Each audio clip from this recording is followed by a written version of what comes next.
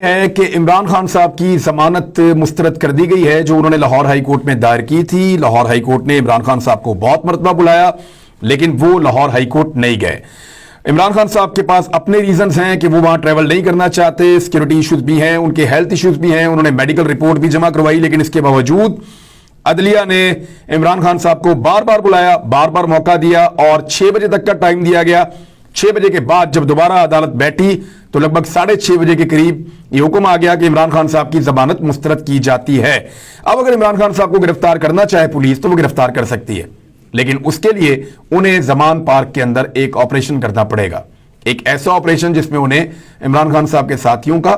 یا وہاں پہ جو لوگ موجود ہیں ان کا سامنا کرنا پڑے گا، اور صورتحال کشیدہ بھی ہو سکتی ہے، کچھ عجیب و غریب بھی ہو سکتی ہے۔ بہرحال عمران خان صاحب نے یہ فیصلہ کیوں نہیں کیا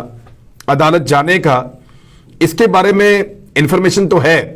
لیکن میں آپ کو ابھی نہیں دوں گا، تھوڑا ٹائم گزرنے دیں، میں آپ کو بتاؤں گا کہ ایکچولی عمران خان صاحب کیوں نہیں گئے عدالت اور کچھ لوگوں نے کیا منصوبہ بنا رکھا تھا جس کی وجہ سے انہوں نے عدالت جانے سے گریز کیا۔ بس آپ کو اتنا میں بتا دوں کہ اگر عمران خان صاحب خود عدالت جاتے اس بیچ میں تو کچھ طاقتور لوگوں نے ایک منصوبہ بنایا ہوا تھا جس پہ عمل درآمد ہونا تھا اور پھر پاکستان کے اندر صورتحال بہت خراب ہو سکتی تھی۔ بس اتنا میں آپ کو بتا دیتا ہوں اور اسی میں آپ سب کو سمجھ آ جانی چاہیے۔ لیکن اگر طاقتور حلقے کوئی گارنٹی دیتے ہیں صدر پاکستان کو یا جو عزائم ہیں ان سے یو ٹرن لیتے ہیں اور عمران خان صاحب کو یہ انفارمیشن پہنچتی ہے تو ممکن ہے کہ وہ آئیں اور آ کر اپنے آپ کو عدالت کے سامنے سرنڈر کریں اور عدالت سے اپنی درخواست کریں ضمانت کے لیے۔ لیکن جو سچویشن، جو انفارمیشن عمران خان صاحب اور ان کے ساتھیوں کے پاس ہے، ایسی صورتحال میں انہوں نے فوری طور پہ آنے سے گریز کیا ہے، اور ان کے میڈیکل ریزنز ہیں جو وہ بتا رہے ہیں کہ ان کی ٹانگ پوری طرح ٹھیک نہیں ہے تو وہ ٹریول کر کے لاہور ہائی کورٹ نہیں آنا چاہتے۔ بڑی خبر یہ ہے کہ عمران خان صاحب نے finally general retire Qamar Javed Bajwa کے خلاف ایک لیٹر لکھ دیا ہے صدر پاکستان کو، اور اس لیٹر کے اندر 4 چیزوں کی عمران خان صاحب نے نشاندہی کی ہے۔ یہ لیٹر اتنے آرام سے ہضم نہیں ہوگا، یہ اتنے آرام سے آپ اس کو پس پشت نہیں ڈال سکیں گے، یہ پیچھے پیچھے جائے گا جنرل قمر جاوید باجوہ کے، چاہے یہ ان کے اوپر پریشر جنریٹ کرے، چاہے یہ ان کے لیے قانونی مشکلات پیدا کرے، چاہے یہ ان کے لیے مزید بدنامی کا باعث بنے، کچھ بھی ہو سکتا ہے۔ لیکن 4 چیزیں جو عمران خان صاحب نے آئیڈینٹیفائی کی ہیں ان میں سے 3 تو ایسی ہیں جو مختلف صحافیوں سے بات کرتے ہوئے جنرل ریٹائر قمر جاوید باجوہ نے کلیم کی ہیں، اور ان صحافیوں نے ان کو چھاپ دیا ہے یا بتا دیا ہے، پبلک کر دیا ہے۔ اور ایک چیز ایسی ہے جو فیکچول ہے جس سے بھاگا نہیں جا سکتا۔ چاروں چیزیں میں آپ کے سامنے رکھ دیتا ہوں، یہ میرے پاس لیٹر موجود ہے۔ لیٹر یہ بتاتا ہے کہ عمران خان صاحب نے آئین کے آرٹیکلز کا حوالہ دیا ہے اور اس حوالے کو انہوں نے استعمال کیا ہے کہ قانونی کارروائی کی جائے صدر پاکستان کی جانب سے اور انکوائری باقاعدہ کی جائے جنرل ریٹائر قمر جاوید باجوہ کے خلاف۔ آرٹیکل 243 اور آرٹیکل 244 پھر کسی وقت بات کریں گے کہ یہ دونوں آرٹیکل جو ہیں وہ کیا بتاتے ہیں اور ان کی کیا سگنیفیکنس ہے، یہ ساری چیز آپ کو بتاؤں گا۔ لیکن عمران خان صاحب یہ کہنا ہے کہ انہوں نے خلاف ورزی کی ہے آئین کی اور اپنے حلف کی خلاف ورزی کی ہے جنرل ریٹائر قمر جاوید باجوہ نے۔ پہلی چیز جو انہوں نے کہی کہ جاوید چودھری سے بات کرتے ہوئے انہوں نے کہا کہ ہم نے یہ ریڈ کر دیا تھا یا ہماری یہ ریڈنگ تھی کہ عمران خان جو ہے وہ خطرہ ہے پاکستان کے لیے۔ اب عمران خان صاحب کا یہ کہنا ہے کہ ہم سے کیا مراد ہے، کس نے کی تھی اور میں خطرہ ہوں، اس کی اسیسمنٹ وہ کون ہوتے ہیں کرنے والے۔ تو اس قسم کی عمران خان صاحب نے جو پہلا نقطہ ہے وہ اس کے اوپر رکھا ہے کہ اس طرح کا آرمی چیف کام نہیں کر سکتا، یہ اپنی ڈومین سے باہر نکل رہے ہیں، اور صدر پاکستان جو ہیں وہ آئین کے آرٹیکل 244 کے تحت جو ہے یہ اپنی صدر مملکت کو ایکشن اس لیے لینا چاہیے کہ انہوں نے اپنے اوتھ کی خلاف ورزی کی ہے۔ اچھا، دوسرا جو ایشو ہے وہ یہ ہے کہ جاوید چودھری صاحب نے اگین یہ بتایا کہ جنرل باجوہ کے مطابق انہوں نے عمران خان کے کہنے پر شوکت ترین کو نیب کے مقدمے سے باہر نکالا تھا۔ نیب کے بارے میں آپ کو پہلے یہ بتا دوں کہ نیب ایک بالکل انڈیپینڈنٹ باڈی ہے، نیب کے اوپر حکومت کا کنٹرول نہیں ہے، نیب کے اوپر کسی بھی ادارے کا کنٹرول نہیں ہے۔ نیب ایک ایسا ادارہ ہے جو انڈیپینڈنٹلی الگ سے کام کرے گا، لیکن پاکستان میں سب جانتے ہیں کہ اسٹیبلشمنٹ نیب کو کنٹرول کرتی ہے، مجھے نیب کے آفیسرز نے بتایا ہمیں تو احکامات بڑے گھر سے آتے ہیں اور بہت طاقتور لوگ ہیں پاکستان کی اسٹیبلشمنٹ کے جو ہمیں احکامات دیتے ہیں، لیکن اس بات کو کون مانے؟ لیکن اب جنرل ریٹائر قمر جاوید باجوہ صاحب نے خود کہہ دیا کہ شوکت ترین کا کیس عمران خان کے کہنے پر جنرل فیض حمید کو کہہ کے جنرل باجوہ نے ختم کروایا تھا نیب میں۔ تو ایک تو نیب کے اوپر اثر انداز ہونا، یہ بھی وہ اپنے حلف کی خلاف ورزی کر رہے ہیں، اپنی ڈومین سے باہر جا رہے ہیں، اور تیسرا جو آفتاب اقبال صاحب کو انٹرویو دیتے ہوئے ایک کلیم کیا جنرل باجوہ نے، اور وہ کلیم ابھی موجود ہے، آفتاب اقبال صاحب نے صرف ویڈیو ڈیلیٹ کی ہے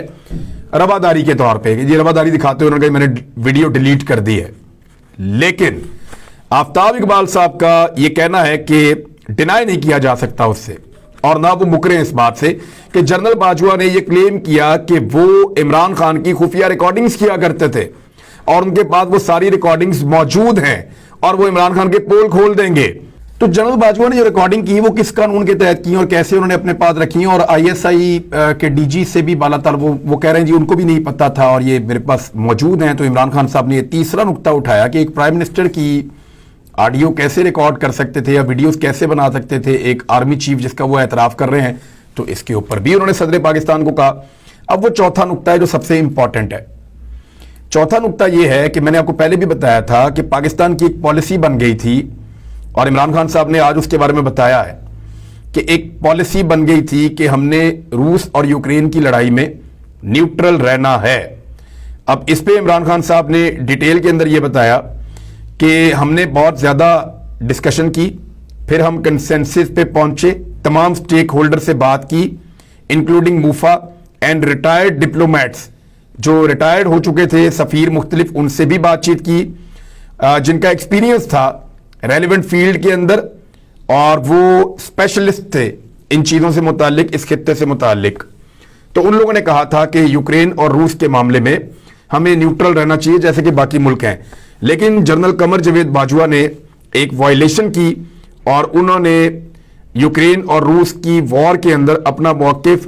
نیشنل پالیسی سے یا ریاست کی پالیسی سے بدل کر دیا،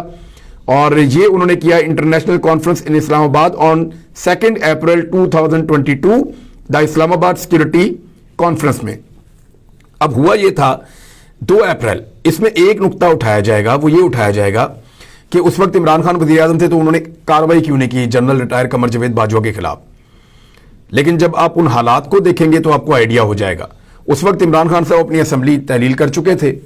اور صدر پاکستان کو ایڈوائس بھی بھجوا چکے تھے، معاملہ دوبارہ عدالت میں بھی جا رہا تھا اور عمران خان کے خلاف تحریک عدم اعتماد بھی آ چکی تھی،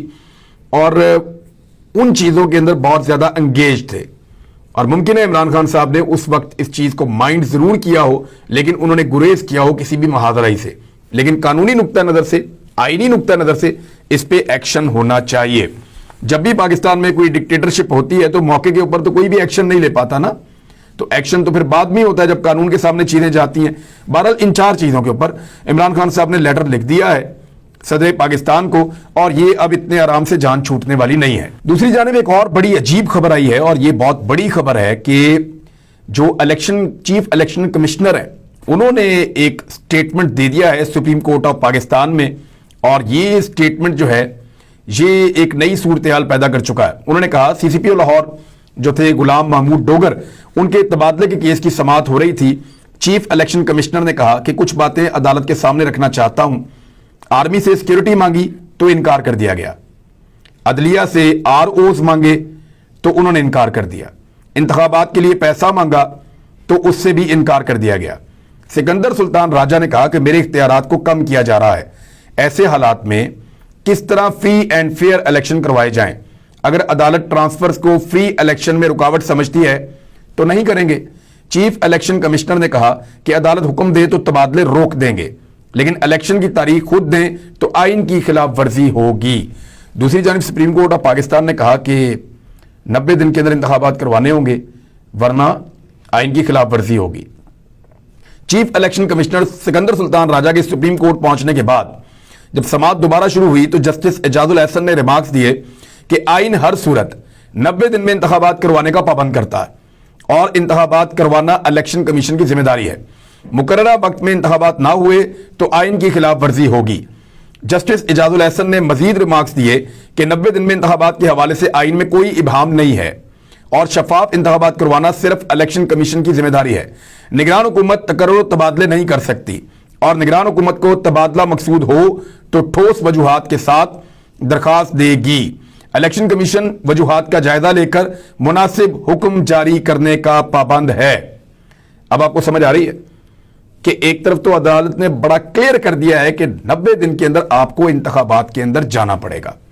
और ये सारी चीजें अब सारे मिलकर इलेक्शन कमीशन के कंधों पे डाल रहे हैं। चीफ इलेक्शन कमिश्नर जिसने बड़ी इज्जत कमाई है पाकिस्तान में और बड़ी कंट्रोवर्सीज के अंदर वो रहा, अब उनके लिए प्रॉब्लम यह है कि वो अगर इलेक्शन करवाने में नाकाम रहते हैं तो सारा मलबा उन्हीं पे गिर जाएगा। इसके बारे में कुछ ट्वीट्स भी मैंने आज देखी हैं, कुछ आईनी माहिरीन ने भी बात की है कि एस्टेब्लिशमेंट भी निकल जाएगी, पीडीएम की जमातें भी निकल जाएंगी, गवर्नर भी ये कह के निकल जाएंगे कि हमारा ये काम नहीं है। मिसाल के तौर पे जो गवर्नर पंजाब हैं उन्होंने तो स्टेटमेंट भी दे दिया है। गवर्नर पंजाब ने इलेक्शन की तारीख के ऐलान से मुतालिक सिंगल बेंच के फैसले को लाहौर हाई कोर्ट में चैलेंज किया है। दरखास्त के मुताबिक सिंगल बेंच ने इलेक्शन कमीशन को तारीख से मुतालिक गवर्नर से मुशावरत का हुक्म दिया है, लेकिन गवर्नर के पास ऐसा कोई आईनी इख्तियार नहीं है, जबकि गवर्नर ने असेंबली तहलील पर दस्तखत ही नहीं किए। देखिए, गवर्नर का पॉइंट ऑफ व्यू ये है कि जब मैंने असेंबली की तहलील पर दस्तखत ही नहीं किए तो मैं फिर क्यों तारीख दूं इलेक्शन कमीशन को इंतखाबात कब होने हैं। तो मामला ये है कि जब निगरान हुकूमत का हलफ लिया तो वो तो गवर्नर ने ही लिया था, प्रोसेस का हिस्सा तो वो बन गए ना।